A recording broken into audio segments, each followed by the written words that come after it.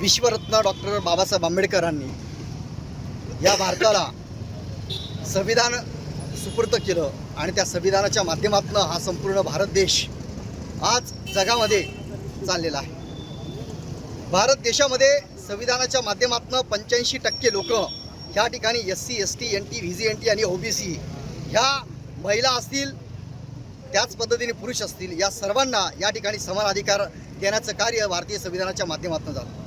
परंतु आज नाशिकमध्ये पालकमंत्री गिरीश महाजन हे प्रजासत्ताक दिनी ज्यावेळेस गेले त्यावेळेस विश्वरत्न डॉक्टर बाबासाहेब आंबेडकरांचं त्यांनी या ठिकाणी नाव घेतलं नाही। त्या ठिकाणी माझी भीमकन्या माधवी जाधव यांनी त्या ठिकाणी सांगितलं की डॉक्टर बाबासाहेब आंबेडकरांचं गिरीश महाजन यांनी या ठिकाणी नाव घेतलेलं नाही, आम्ही त्यांचा धिक्कार करतो आणि ती न्यूज संपूर्ण महाराष्ट्रभर पसरलेली आहे।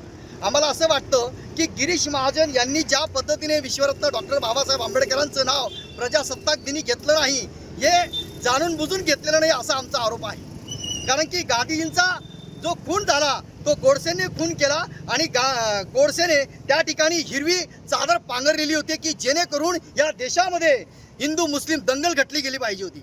मग मला असं वाटतं आजचा गोडसे हा का, कारण की विश्वरत्न डॉक्टर बाबासाहेब आंबेडकरांचं या ठिकाणी नाव न घेणं म्हणजेच या ठिकाणी BJPचा हा गोडसे या ठिकाणी आम्ही त्याचा धिक्कार करतो।